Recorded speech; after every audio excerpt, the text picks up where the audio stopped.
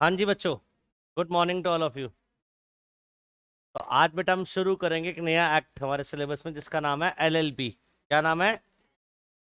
LLP act 2008। LLP stands for limited liability partnership. Limited liability partnership. आप बोलोगे sir हमने partnership पढ़ा है। आपने इंडियन पार्टनरशिप एक्ट 1932 पढ़ा ना भाई।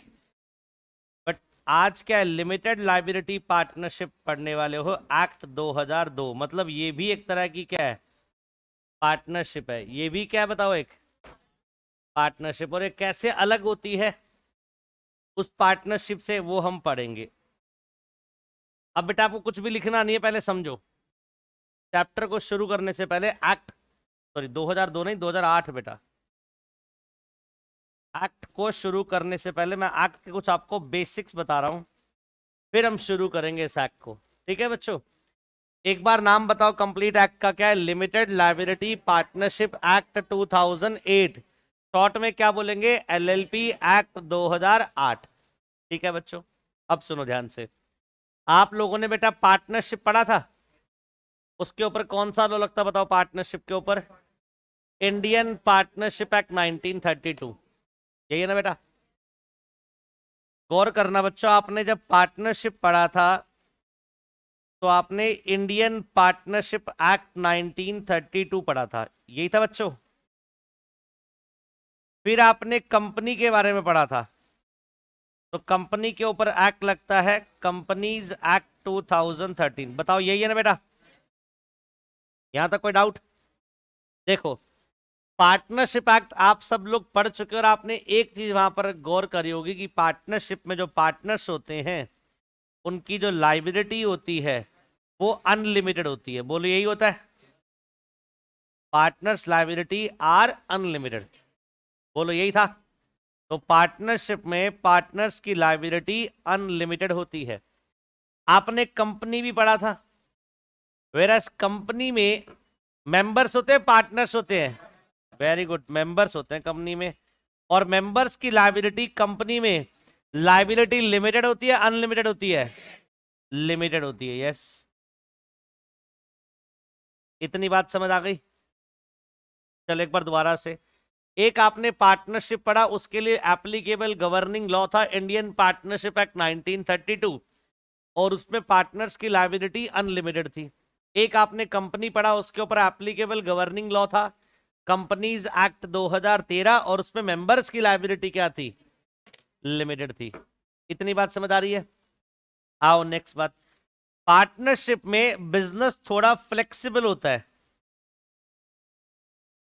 मतलब पार्टनरशिप में बिजनेस में फ्लेक्सिबिलिटी होती है। पूछो क्यों? बिकॉज पार्टनरशिप में पार्टनर्स के बीच में पार्टनरशिप डीड बनती है, पार्टनरशिप एग्रीमेंट। और म्यूचुअल राइट एंड ड्यूटीज कहां लिखी होती है पार्टनर्स की? पार्टनरशिप डीड में। याद करो, याद है? ऐसा पढ़ाया था। तो mutual right and duties of the partners वो रेगुलेट करता है पार्टनरशिप डीड। और डीड किसके हाथ में है? पार्टनर्स के हाथ में। जैसे वो राइट अपनी ड्यूटीज को फॉर्मुलेट करना चाहे वैसे फॉर्मुलेट कर सकते हैं। बोलो यही होता है? पक्का ना? जो भी चेंजेस पार्टनरशिप में डीड में करने हो इजीली चेंजेस हो जाते हैं विद द कंसेंट ऑफ या तो ऑल पार्टनर्स या फिर मेजोरिटी ऑफ पार्टनर्स। दो ही रूल होते हैं बेटा। बोलो। बट वेयर कंपनी में बिजनेस फ्लेक्सिबल नहीं है। फ्लेक्सिबिलिटी क्या है? कंपनी में कम होती है, लेस फ्लेक्सिबिलिटी है। कंपनी के ऊपर लॉ थोड़ा रिजिड है। वहां पर जो पार्टनरशिप एक्ट में वहां पर हर जगह लिखा होता है subject to contract between the partners. Act बाद में लगता है, पहले क्या लगता है? Subject to contract. मतलब पहले पार्टनरशिप डीड में क्या लिखा है वो देखो। याद करो, अब हर ऑलमोस्ट हर सेक्शन की शुरुआत ही ऐसे होती थी, subject to contract between the partners. याद आ रहा है बच्चों? बोलो। मतलब पहले किसको देखो? पार्टनरशिप डीड को। कंपनीज एक्ट में ऐसा नहीं होता। कंपनीज एक्ट में लॉ के अकॉर्डिंगली ही क्या होता है?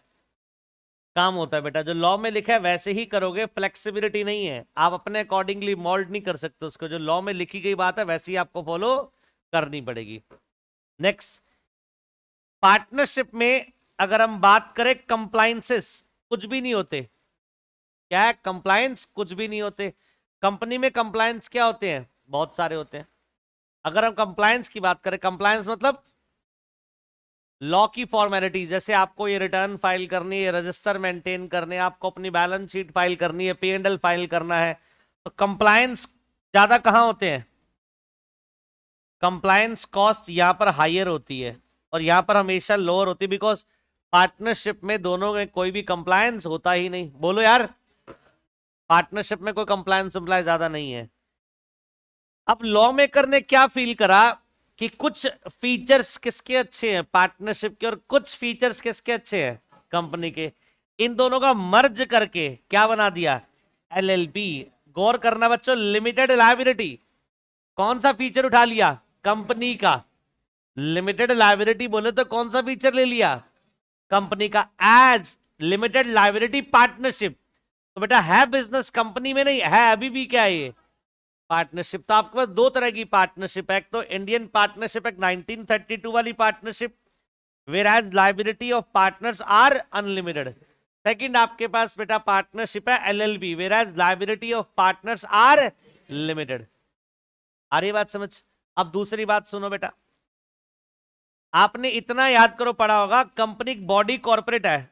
अगर ये नहीं याद आ रहा तो ये याद आ रहा होगा, कंपनी एक सेपरेट लीगल एंटिटी है। याद आ रहा है कुछ ऐसा?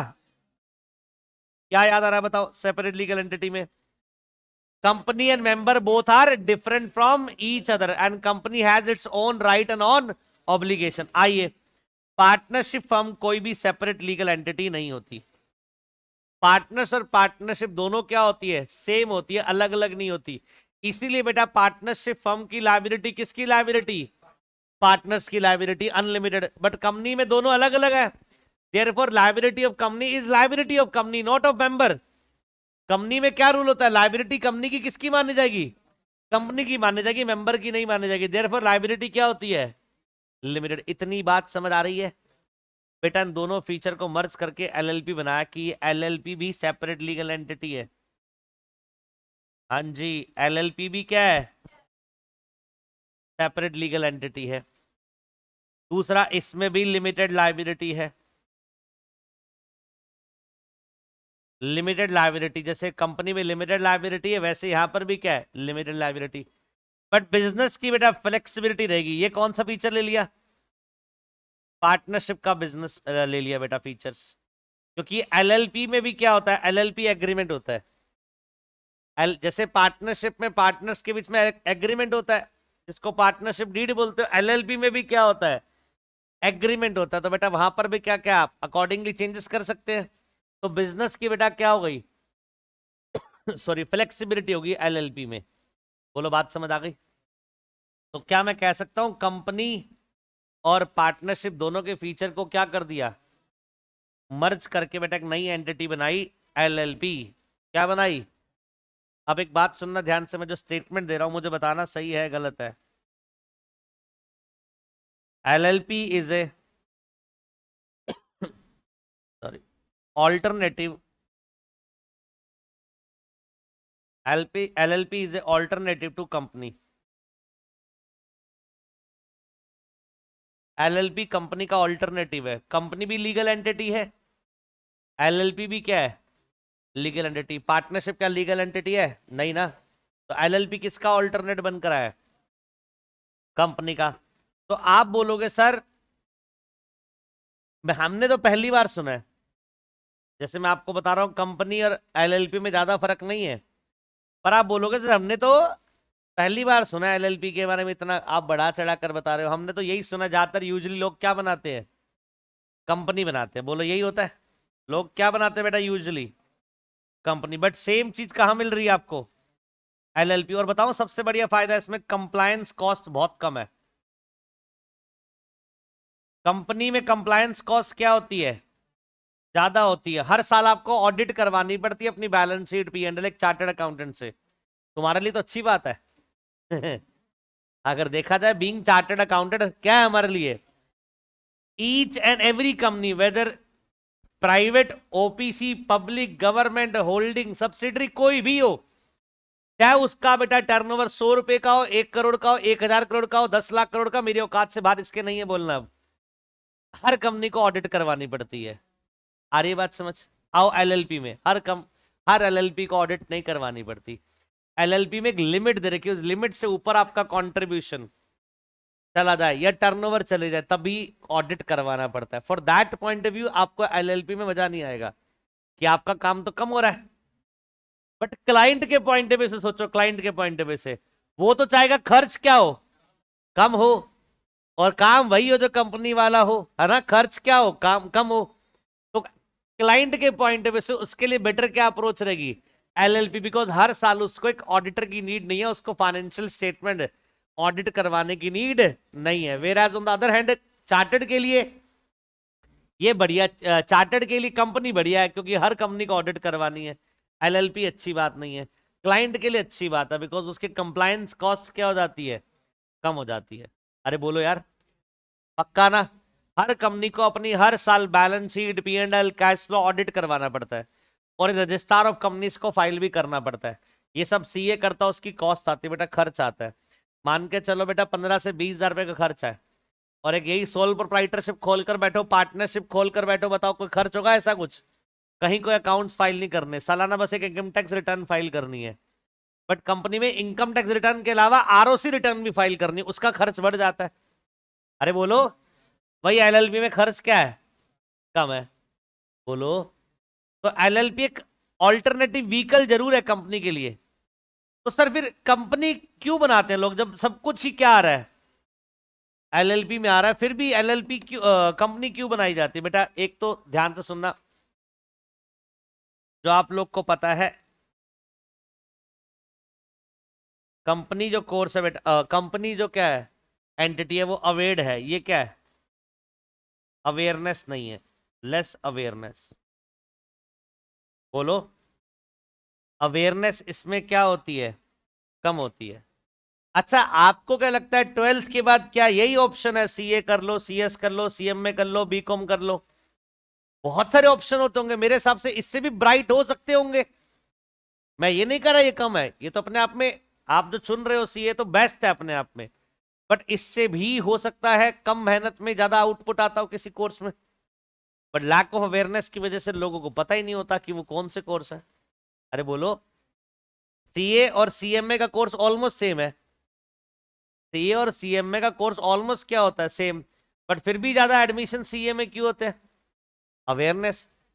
गांव गांव तक पता है लोगों को भैया सीए क्या है, सीएम में किसी को नहीं पता होता, हर बंदे को नहीं पता, उसको समझाना पड़ता है। आ रही है बात समझ? तो ऐसा नहीं किसी का कंटेंट या किसी की वैल्यू ज्यादा है कम है, ऐसा कुछ भी नहीं, बराबर लेवल पर है दोनों। बट फिर भी क्या है, और सेम गोज विद सीएस, उसमें भी सेम कंटेंट पढ़ाया जाता है, लॉक थोड़ा ज्यादा पढ़ाया जाता है, बट क्या है फिर भी अगर आप नंबर ऑफ एडमिशंस की बात करोगे सीए में ज्यादा आ जाता है। कारण बेटा, बिकॉज ऑफ अवेयरनेस। आ रही बात समझ? अरे बोलो, तो एक तो ये कारण है, एक तो ये कारण है कि कंपनी अवेयर्ड है तो इसलिए लोग बाग क्या बनाते हैं, कंपनी। दूसरा, एलएलपी क्या है, लेस अवेयर्ड है। और प्रोफेशनल भी क्या चाहते हैं, सोचो, कंपनी बनाए क्लाइंट या एलएलपी बनाए? हाँ जी, प्रोफेशनल की भी यही अप्रोच रहती है, एडवाइस रहती है कंपनी बनाओ। आप बोलोगे सर वो तो लालची है प्रोफेशनल, है ना? नहीं नहीं, ऐसा नहीं है बेटा, प्रोफेशनल लालची तो होते ही हैं। थोड़ा सा इसके अलावा एक दो बातें और है। ऐसा नहीं है कि हूबहू एलएलपी के सारे एडवांटेज कंपनी में है, कुछ फर्क है भाई। मतलब सर, जैसे कैपिटल मार्केट को एक्सेस सिर्फ कंपनी कर सकती है, एलएलपी नहीं कर सकती। सर ये क्या बोल गए आप? आपने सुना होगा फलानी कंपनी के शेयर मार्केट में इशूड है, पैसा रेस कर लिया, लिस्ट हो गए शेयर, ट्रेड हो रहे हैं। कभी सुना किसी एलएलपी के शेयर इशूड है, लिस्टेड है, ट्रेडेड है? नहीं। Therefore LLP cannot raise funds। आ रही बात समझ? कैपिटल मार्केट में एलएलपी पैसा रेज नहीं कर सकती बाय इशू ऑफ सिक्योरिटी। ये फर्क हो गया बेटा, मैं आपको बता रहा, हर चीज कंपनी की नहीं मिल रही है एलएलपी को। हाँ, कंपनी का ऑल्टरनेट जरूर है, बेटा बोलो हूबहू कंपनी की तरह है, वो बात नहीं है। जैसे कैपिटल मार्केट का एक्सेस किसको नहीं मिलता, एलएलपी को नहीं मिलता। तो ये भी कारण है, प्रोफेशनल यूजुअली एडवाइस करते हैं कि सर कंपनी बना लोगे तो फायदा। रीजन बिहाइंड, कल को आप मार्केट से फंड रेज करना चाहो, कैपिटल मार्केट से, तो आप कंपनी में रेज कर पाओगे, एलएलपी में रेज नहीं कर पाओगे। बोलो, आपको स्मॉल लेवल पर काम करना, आपको ज्यादा बड़ी अप्रोच है ही नहीं, आपके बहुत बड़े सपने नहीं है कि आपको 1000 करोड़ की नेटवर्थ करनी हो, 1000 करोड़ की टर्नओवर करनी हो, तो आपके लिए बेस्ट फिर क्या है? एलएलपी बेस्ट है। वहां पर कंप्लायंस भी कम है, लीगल एंटिटी भी है, और सारे आपको एडवांटेज मिलेंगे बॉडी कॉर्पोरेट वाले। बोलो, मेरी बात समझ आ रही है? तो ये दो कारण मैंने आपको बताया कि एलएलपी क्या है, लेस अवेयर्ड है बेटा, इसलिए क्या है, कंपनी ज्यादा बनाई जाती है। और सबसे बड़ी बात, ये आया कब है एलएलपी? 2008 में। और कंपनीज कब से है बेटा? 2013? नहीं, कंपनीज एक्ट 2013 से पहले 1956 का लॉ भी था, उससे पहले भी लॉ थे बेटा कंपनीज एक्ट के, इंडिया इंडिपेंडेंस से पहले भी थे। तो वो पुराना कॉन्सेप्ट है, इसलिए लोग उसको ज्यादा फॉलो करते आ रहे हैं। अरे बोलो, बात समझ आ रही है? अरे बोलो। तो क्या मैं बोल सकता हूं LLP is a mixture of company and partnership? ये दोनों के फीचर्स को क्या कर दिया, मिक्स कर दिया, और कंपनी का ऑल्टरनेट तैयार कर दिया एलएलपी, जिसमें रहेगी वो पार्टनरशिप ही, रहेगी वो पार्टनरशिप। बट एडवांटेज कौन से मिल जाएंगे उसको? कंपनी वाले, like legal entity, like perpetual succession, like flexibility, like compliance cost कम हो जाएगी उसकी। ये कुछ फीचर कंपनी वाले आ गए, कुछ फीचर कौन सा आ गए, पार्टनरशिप वाले आ गए। बताओ, यहां तक बात समझ आ गई? अरे बोल दो, पक्का? डन। और एक डिफरेंस बता देता हूं, कंपनी, मैंने बोला एवरी कंपनी को क्या करवानी है, ऑडिट करवानी है, बट यहां पर हर एक एलएलपी को ऑडिट करवाने की नीड नहीं होती। लिमिट दे रखी है, थ्रेशोल्ड, उससे ऊपर जाओगे तभी ऑडिट करवानी पड़ेगी, अदरवाइज नहीं करवानी। चलो, ये बात समझ आ गई? पक्का? अब सुनो, जो लिमिटेड लाइबिलिटी पार्टनरशिप है बेटा, लिमिटेड लाइबिलिटी पार्टनरशिप जो है, इसका एडमिनिस्ट्रेशन भी मिनिस्ट्री ऑफ कॉरपोरेट अफेयर्स के पास है। जी हाँ सर, ये क्या बोल गए आप, बताता हूं। याद करो बेटा, आपने कंपनीज एक्ट पढ़ा था आपने, और कंपनीज एक्ट का एडमिनिस्ट्रेशन किस मिनिस्ट्री के पास होता है? मिनिस्ट्री ऑफ कॉर्पोरेट अफेयर्स, याद है? तो वहां पर आपने बार बार आरओसी के बारे में पढ़ा था, रजिस्ट्रार ऑफ कंपनीज, कि इनकॉर्पोरेशन इसके पास होता है, नेम चेंज कर रहे हो तब भी आरओसी को बताना पड़ता है, मतलब सारे रिक्वायरमेंट्स कहां होती है? इसके अलावा इस एडमिनिस्ट्रेशन में और भी अथॉरिटीज हैं, बट सीए फाउंडेशन में अभी आपको बताने की नीड नहीं है। जैसे एक आरडी होता है, रीजनल डायरेक्टर होता है, वो आपको आपके सिलेबस में कभी डिस्कशन नहीं हुआ, जब आप सीए इंटरमीडिएट में जाओगे तब आपको बताऊंगा ये। आ रही है बात समझ?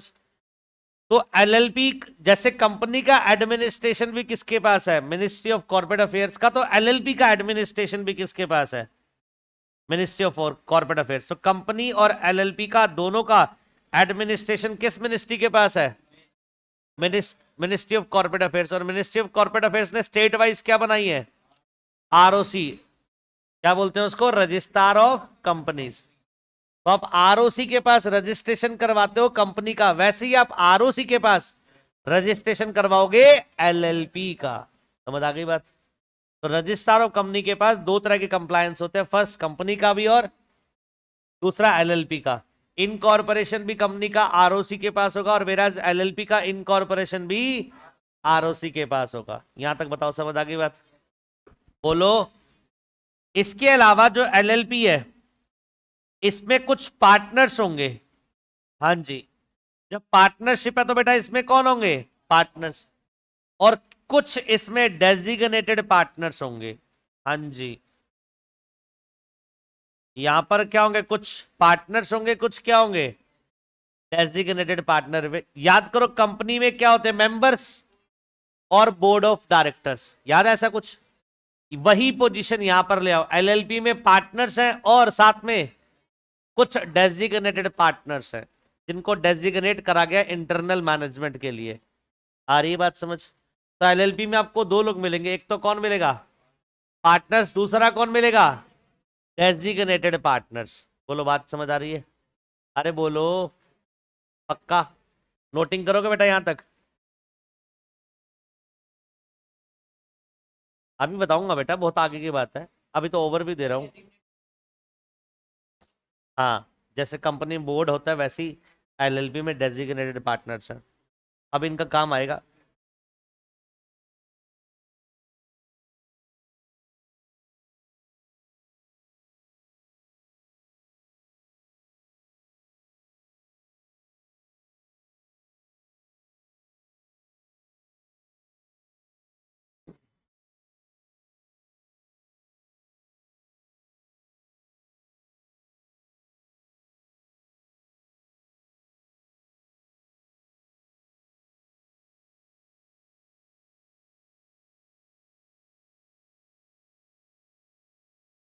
एलएलपी एक न्यू कॉन्सेप्ट है बेटा, सन 2008 में आने के बावजूद एक न्यू कॉन्सेप्ट है।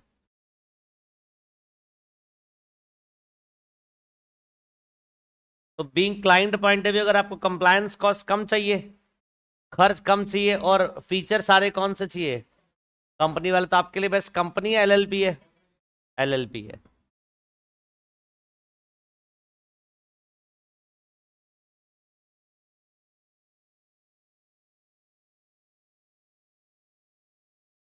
बेटा आपका नाम क्या है? आपकी पहली क्लास है क्या?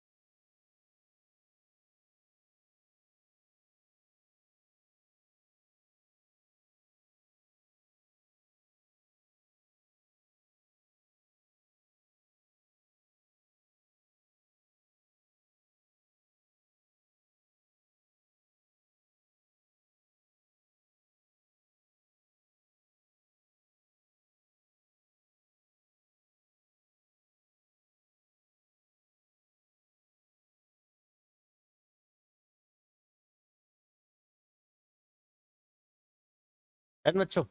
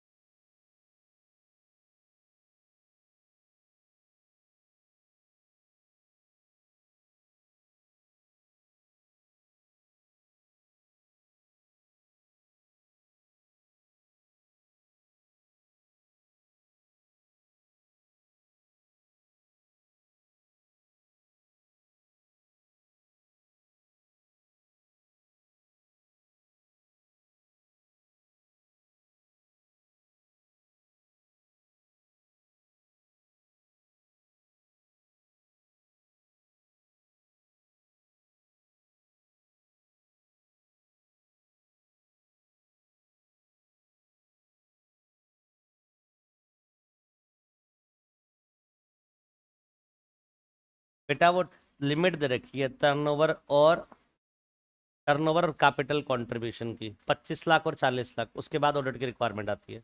अभी बहुत आगे आएगा, लिखवाऊंगा बेटा वो। 25 लाख और 40 लाख 2 लिमिट होती है।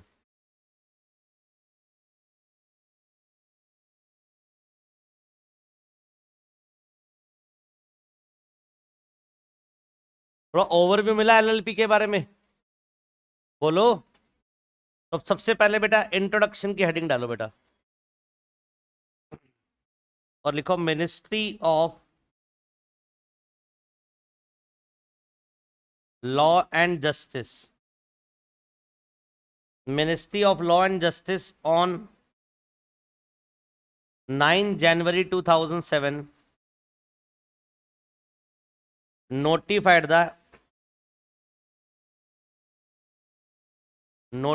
the LLP Act 2008।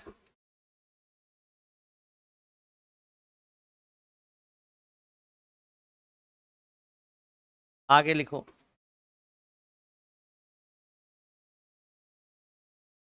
Parliament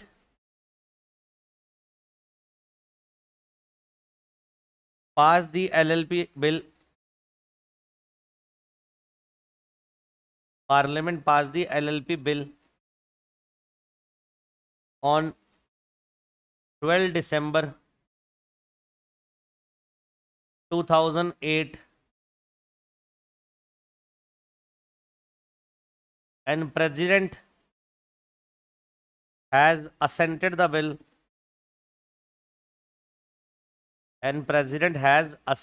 bill on 7 January 2009।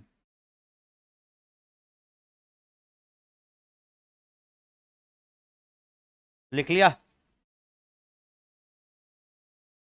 आगे लिखो LLP Act 2008 applies to whole of India। अच्छा, होल ऑफ इंडिया के आगे ब्रैकेट में इंक्लूडिंग J&K करूं या एक्सक्लूडिंग J&K करूं? इंक्लूडिंग J&K कर दूं। कारण बताओ। आर्टिकल 370 हट गया। बोलो। आगे लिखो LLP एक्ट 2008 has 81 sections,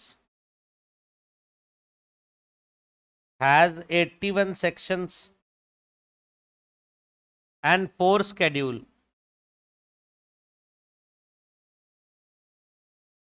कितने सेक्शन है बताओ? 81। स्केड्यूल कितने हैं?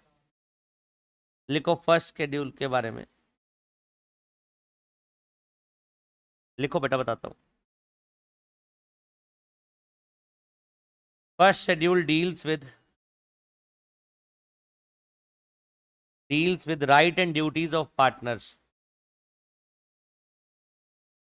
First schedule deal with right and duties of partners as well as of LLP।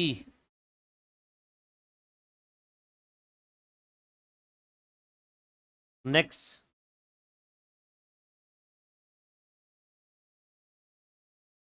Second schedule लिखो बेटा। Second schedule deals with the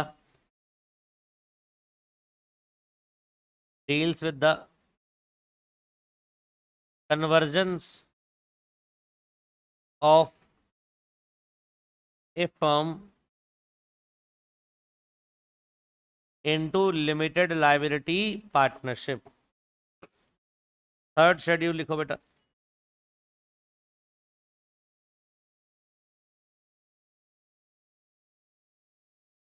deals with the conversion of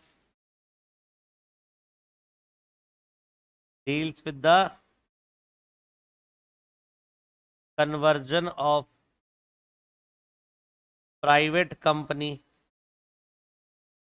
into limited liability partnership। लिखो fourth schedule.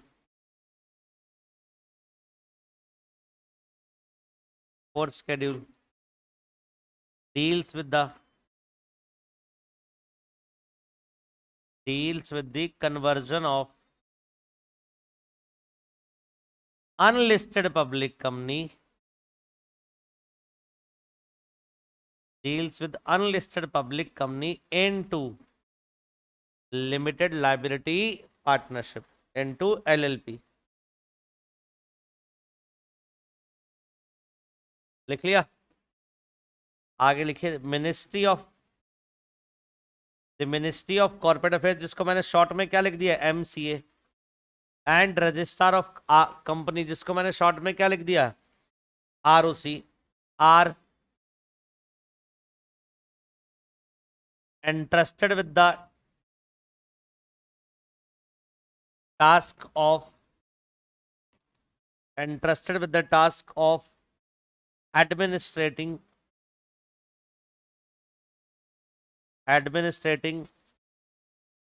the LLP Act 2008. The LLP Act 2008. And CG has the power.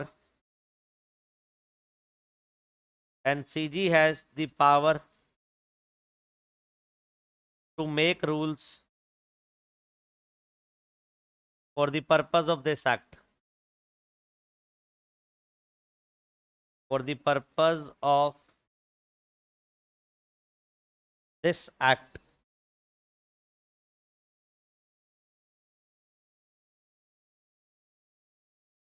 लिख लिया बच्चों?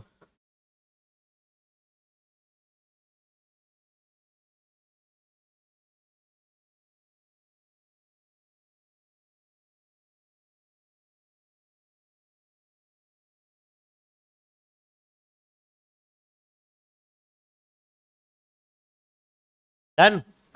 चलो सुनो ध्यान से, इंट्रोडक्शन देखो।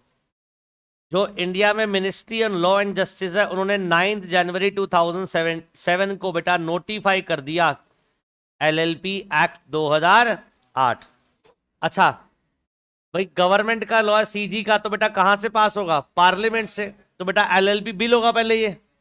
तो पार्लियामेंट ने इस LLP बिल को कब पास किया था, 12 दिसंबर 2008 को। जब पार्लियामेंट से अप्रूवल मिल जाएगा तो प्रेसिडेंट असेंट देगा, और प्रेसिडेंट ने कब असेंट दी बेटा, 7 जनवरी 2009 को। बोलो को डाउट? अरे बोलो। नेक्स्ट, LLP एक्ट 2008 कहां पर लगेगा बेटा, होल ऑफ इंडिया। पूरे इंडिया में कहीं पर भी LLP होगी, उसके ऊपर कौन से प्रोविजन लगेंगे, LLP एक्ट के। LLP act 2008 has 81 section. इसमें टोटल कितने सेक्शन है, 81 सेक्शन। तो एंड साथ में क्या बेटा, शेड्यूल भी है बेटा। 4 शेड्यूल है बेटा। 4 शेड्यूल में देख लो क्या क्या है। पहले शेड्यूल में क्या दे रखा है, right and duties of partners as well as of LLP। आप बोलोगे सर अभी थोड़ी देर पहले आपने बोला था कि जब हम पार्टनरशिप करते हैं as per Indian partnership act वाली, तो वहां पर पार्टनरशिप डीड बनती है, और राइट एंड ड्यूटीज कहां लिखा होता बताओ, डीड में, है ना। और LLP में मैंने क्या बोला, LLP बनाने के लिए LLP एग्रीमेंट बनेगा, और बोलो LLP एग्रीमेंट बनेगा। तो बेटा usually partner right and duties अपनी कहां लिखते हैं, LLP एग्रीमेंट में। तो सर शेड्यूल 1 का कब रोल आता है, जब LLP एग्रीमेंट साइलेंट और राइट ड्यूटीज पे, तब किसकी एप्लीकेबिलिटी आ जाती है, शेड्यूल 1 की। मेरी बात दोबारा ध्यान से सुनना बच्चों, और याद रखना ये, usually right and duties of partners are determined through agreement. Partners के राइट एंड ड्यूटीज कहां डिटरमाइन किए जाते हैं, रेफर एग्रीमेंट। उसको एग्रीमेंट में पार्टनर अपने अकॉर्डिंगली राइट एंड ड्यूटीज लिखते हैं बेटा। इफ एग्रीमेंट इज साइलेंट, अगर एग्रीमेंट में कुछ ना लिखा हो, देन राइट एंड ड्यूटीज जो एप्लीकेबल, जो कहां लिखी है शेड्यूल 1 में, वही एप्लीकेबल हो जाएंगी राइट एंड ड्यूटीज पार्टनर के ऊपर। अरे बोलो। तो यूजुअली क्या होता है, पार्टनर LLP एक्ट फॉलो करते होंगे, अपने राइट एंड ड्यूटीज बनाते होंगे, अपने बनाते होंगे, क्या बनाते होंगे, अपने right and duties LLP agreement में लिख देते होंगे, और अगर ना लिखते हो तो फिर LLP एक्ट फॉलो करेंगे। बोलो। और LLP एक्ट का कौन सा शेड्यूल, फर्स्ट शेड्यूल। शेड्यूल 2 कहता है कन्वर्जन की बात। मान लो कोई पार्टनरशिप फर्म है, कोई क्या है, पार्टनरशिप फर्म है, इंडियन पार्टनरशिप एक्ट 1932 वाली, तुम उसको कन्वर्ट करना चाहो LLP में, तो उसका प्रोसीजर कहां मिलेगा आपको, सेकंड शेड्यूल में मिलेगा। सर नेक्स्ट थर्ड शेड्यूल किसकी बात करता है? सर ये भी कन्वर्जन की बात करता है। एक प्राइवेट कंपनी है जो कन्वर्ट होना चाहती है एलएलपी में। सर शुरुआत में तो प्रोफेशनल एडवाइस करा कंपनी बना लो, हमने कंपनी बना ली, फिर उसके बाद हमें रियलाइज हुआ, पता लगा एलएलपी के बारे में कि एलएलपी में तो कंप्लायंस बहुत कम होते हैं, एलएलपी में लॉ की रिक्वायरमेंट बहुत कम है, तो हम प्राइवेट कंपनी को कन्वर्ट करवाना चाहते हैं इनटू एलएलपी। हमें क्या कंप्लाई करना पड़ेगा, क्या फॉलो करना होगा? शेड्यूल 3। समझ आ रही बात? शेड्यूल 4 बेटा अगेन डील करता है कन्वर्जन से, बट इस बार किसका conversion? Unlisted public company into LLP. Unlisted public company का मतलब क्या होता है? जिस कंपनी के शेयर अभी स्टॉक एक्सचेंज पर लिस्टेड ना हो, जिस कंपनी के शेयर स्टॉक एक्सचेंज पर लिस्टेड है, ट्रेडेड है, उसको लिस्टेड कंपनी बोलेंगे। एग्जांपल विप्रो, इन्फोसिस, रिलायंस, अडानी, अरे बोलो, एशियन पेंट, एमआरएफ, ये सब कौन सी कंपनी है? आईटीसी, ये सब लिस्टेड कंपनी, इसके शेयर मार्केट में ट्रेड होते हैं। और एक होती है अनलिस्टेड पब्लिक कंपनी, जो अभी लिस्ट नहीं है, जो अभी क्या नहीं है। तो अनलिस्टेड पब्लिक कंपनी कन्वर्ट हो सकती है एलएलपी में। Sir what about listed company? बोलो, not allowed. Listed company allowed नहीं है कन्वर्ट होने के लिए into LLP, because fourth schedule में सिर्फ किसके बारे में बोला है? अनलिस्टेड पब्लिक का। अच्छा, सेकंड शेड्यूल में partnership form into LLP, schedule 3 में प्राइवेट कंपनी इनटू एलएलपी, और शेड्यूल 4 में unlisted public company into LLP. कहीं भी लिस्टेड पब्लिक की बात नहीं, बिकॉज लिस्टेड कंपनी अलाउड ही नहीं है कन्वर्ट करने के लिए। अरे बोलो, समझ आ रही है बात? अरे बोलो। चलो एक बार बताओ, एलएलपी एक्ट में टोटल कितने सेक्शन है? 81 सेक्शन है। टोटल शेड्यूल कितने हैं? 4। 4 शेड्यूल में पहला शेड्यूल क्या है?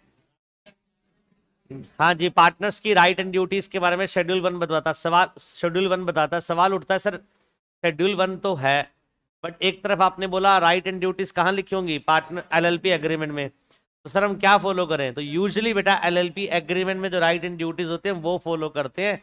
ये तब फॉलो करते हैं शेड्यूल 1 जब एलएलपी एग्रीमेंट साइलेंट हो। बोलो। दूसरा सेकंड शेड्यूल कन्वर्जन की बात करता है, form into LLP. Third schedule conversion की बात करता है, private company into LLP. Fourth schedule again conversion की बात करता है, into public company into LLP. अब एक सवाल आता है, सर ये सेक्शन और शेड्यूल क्या होते हैं? सर सेक्शन और शेड्यूल दोनों ही लॉ का पार्ट है, अलग अलग नहीं है। अगर मैं एलएलपी एक्ट 2008 की बात करूं तो उसमें सिर्फ सेक्शन नहीं है, उसमें क्या है? शेड्यूल भी। दोनों ही क्या है? एक्ट का पार्ट है। कुछ चीजें लॉ मेकर ने कहां डाल दी? शेड्यूल में डाल दी। जहां पर प्रोसेस दे रखे हो कन्वर्जन के, लंबे लंबे बड़े बड़े कुछ रिक्वायरमेंट्स दे रखी हो डॉक्यूमेंटेशन की, वो कहां डाल देती है? वो शेड्यूल में। अगर भाई सेक्शन में डालने से सेक्शन लेंदी होता है, उसको कहां डाल देते हैं? वो शेड्यूल में। बट इतना याद रखना, शेड्यूल और सेक्शन दोनों ही किसका पार्ट है? लॉ का पार्ट है, एक्ट का पार्ट है। यहां तक बात समझ आ गई? अरे बोलो। फिर सर जो एमसी है, ministry of corporate affairs and ROC are interested with the task of administrating the LLP act 2008। तो मैंने ऊपर आपको बात बताई थी, एलएलपी एक्ट का एडमिनिस्ट्रेशन किसको दिया गया है? मिनिस्ट्री ऑफ कॉर्पोरेट अफेयर्स को और आरओसी को। आ रही बात समझ? और मिनिस्ट्री ऑफ कॉर्पोरेट अफेयर्स ने लॉ लिखा है बेटा, ये एलएलपी एक्ट इन्होंने ही लिखा है। And CG has the power, और इस एक्ट में सीजी के पास पावर है। सीजी चाहे तो क्या बना सकती है? रूल्स बना सकती है for the purpose of this act. इस एक्ट के पॉइंट ऑफ व्यू से सीजी को लगे अगर रूल बनाने चाहिए तो रूल भी बना सकती है। बोलो, बात समझ आ गई? बोलो। कुछ याद आ रहा है? कंपनीज एक्ट का मैंने एडमिनिस्ट्रेशन बताया था।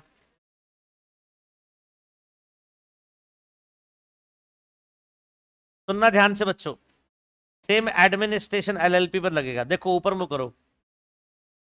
आप सबको पता हमारे देश में सबसे ऊपर कौन? CG. And CG is headed by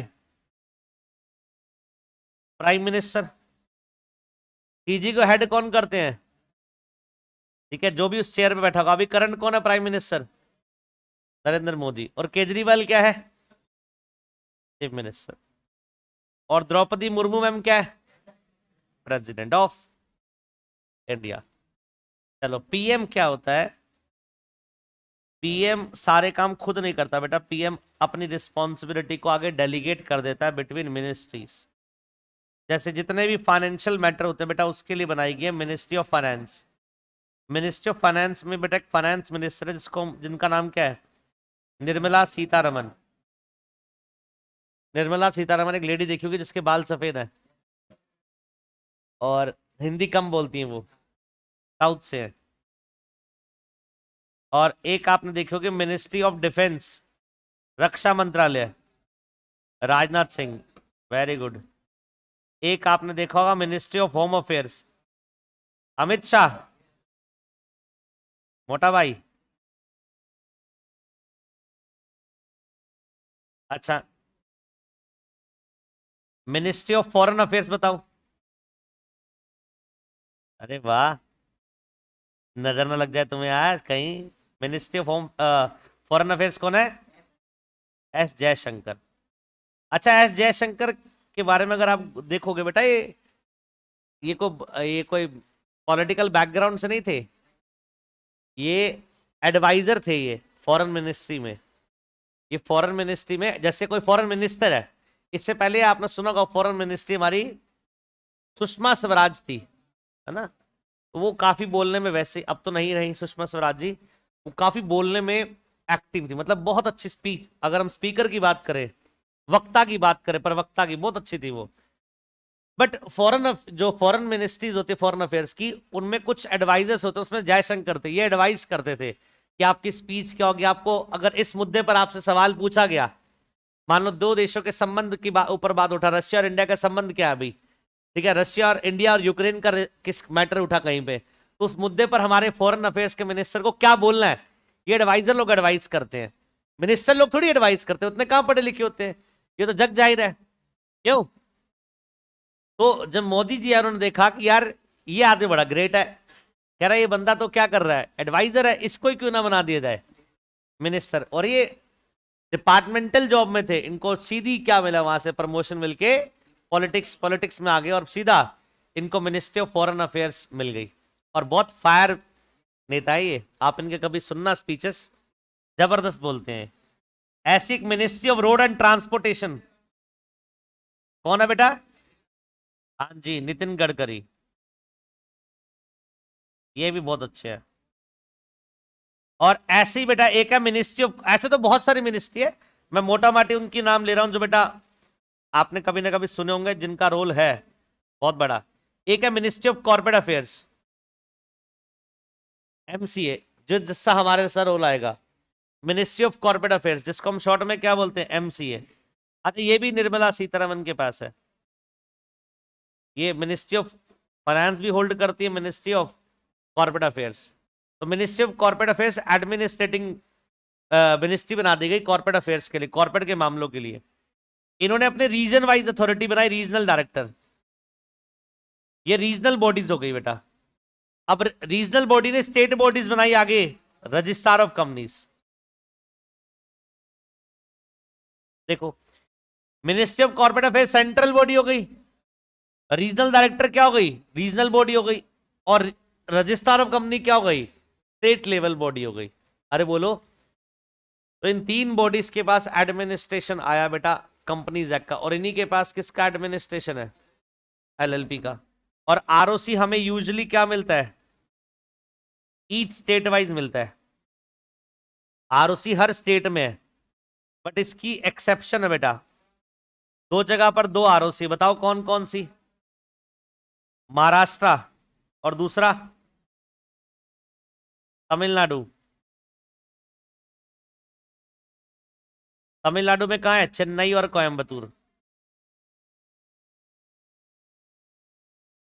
Chennai और कोयम्बतूर में क्या है, अलग अलग एक आरओसी चेन्नई में, कोयम्बतूर में, महाराष्ट्र में एक, मुंबई में और एक पुणे।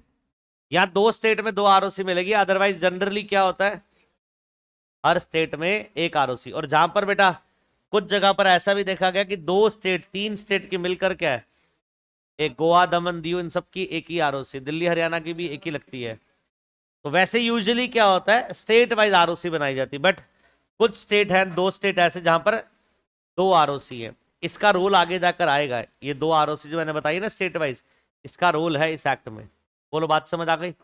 तो जरा बताना, जिसका एडमिनिस्ट्रेशन, जिन अथॉरिटीज का, बॉडीज का एडमिनिस्ट्रेशन कंपनीज एक्ट में था, उन्हीं के पास बेटा एडमिनिस्ट्रेशन किस एलएलपी का भी है। बोलो बात समझ आ गई। तो ministry of corporate affairs LLP में भी है, आरओसी भी क्या है, एलएलपी में है, आरडी भी एलएलपी में है। बोलो बात समझ आ गई, बोलो समझ आ गई बात। Whereas Ministry of Corporate Affairs is at central level, regional director is at regional level और registrar of companies is at state level। बोलो बात समझ आ गई। ये बेटा एडमिनिस्ट्रेटिव बॉडीज होगी, लिख लो बेटा इसको।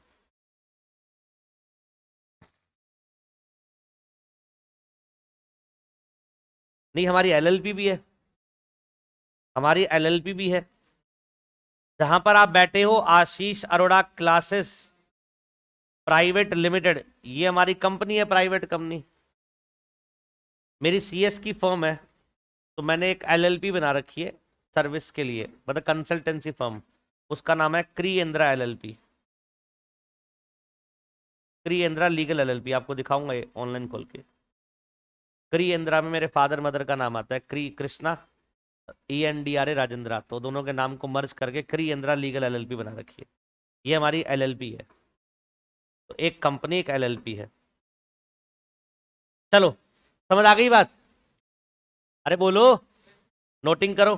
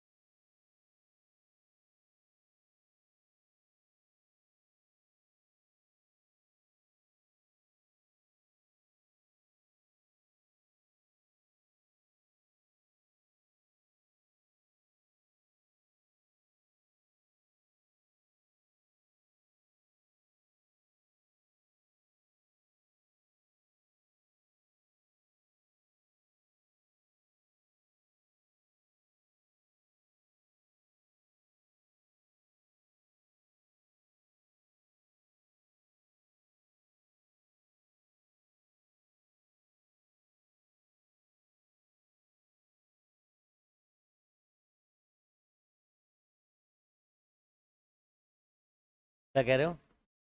मैंडेटरी बेटा। Yes। हाँ, दोनों में दिखती है, अभी नेट नहीं चल रहा ना। दोनों पोर्टल, एमसी की पोर्टल पर एलएलपी की डिटेल्स भी आती है और कंपनी की डिटेल्स भी आती है। आज नेट की दिक्कत है, दिखाता मैं आपको ओपन करके, नेक्स्ट क्लास में दिखा दूंगा। नेट की दिक्कत चल रही ना इधर लक्ष्मी नगर में आजकल। हाँ जी, हो गया।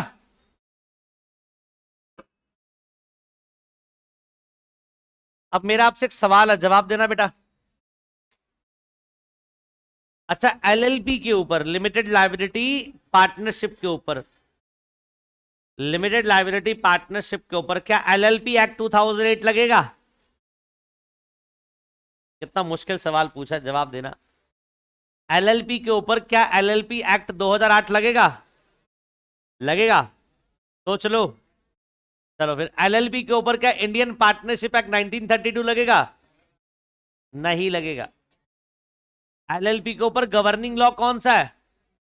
एलएलपी एक्ट है। कभी भी इंडियन पार्टनरशिप एक्ट 1932 नहीं लगेगा एलएलपी के ऊपर। Same goes with Indian partnership act में जब पार्टनरशिप बनाते हो उसके ऊपर क्या नहीं लगता? एलएलपी एक्ट नहीं लगता। अरे बोलो। तीसरा सवाल, क्या एलएलपी के ऊपर कंपनीज एक्ट लगेगा? नहीं। In general law, but CG के पास पावर है कि वो कंपनीज एक्ट की एप्लीकेबिलिटी एलएलपी पर डाल सकता है। In general answer is no, but मैंने क्या बोला? CG has the power. अरे बोलो, पक्का ये बात समझ आई? तो बेटा लिख लीजिए, हाँ जी, नहीं वो अलग है बेटा, मिनिस्ट्री ऑफ कॉर्पोरेट अफेयर्स अलग है, रीजनल डायरेक्टर अलग है, अलग अलग है। और आरओसी स्टेट लेवल पर अलग अलग मशीनरी है, मशीनरी में अलग अलग अलग अलग है बेटा।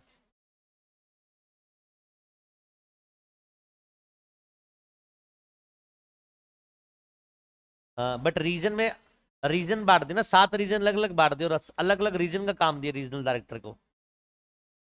जैसे north, south, east, west, north east, ऐसे इंडिया को 7 रीजन में बांटा।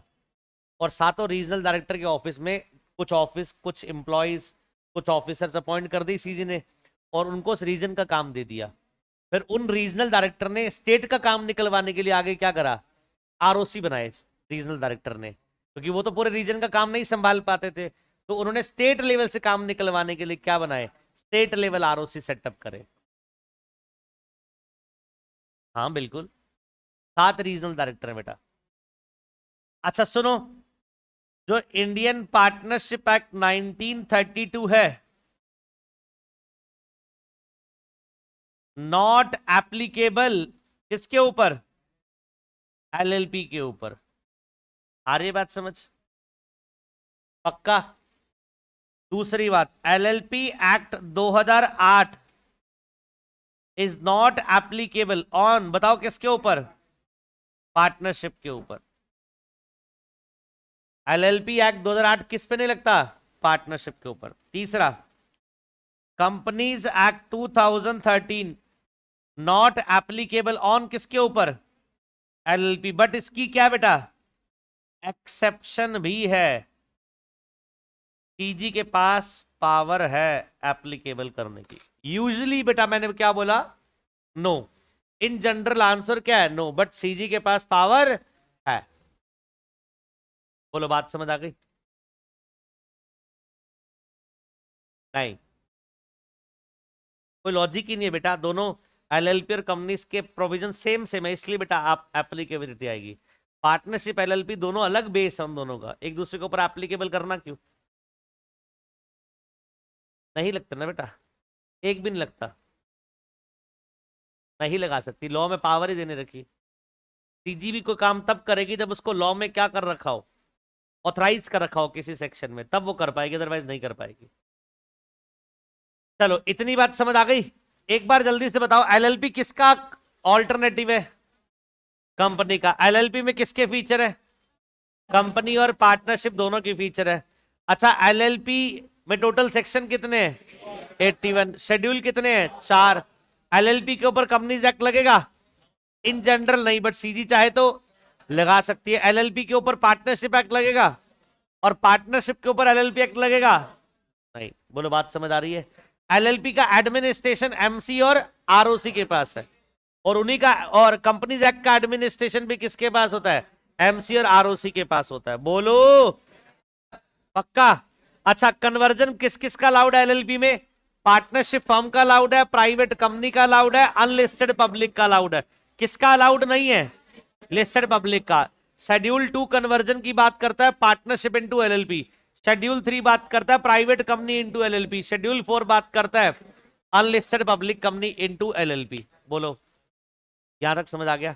आज बेटा बेसिक हमारा हो गया, नेक्स्ट क्लास से आगे हम शुरू करेंगे, इंट्रोडक्शन पूरा हो गया। बोलो बात समझ आ गई। तो आज ये फर्स्ट सेशन था हमारा एलएलपी एक्ट 2008 का। बेटा सबको समझ आ अच्छे से, कोई डाउट किसका। चलो बाकी हम नेक्स्ट क्लास में इसके आगे कंटिन्यू करेंगे। Thank you so much, bye bye, God bless you all.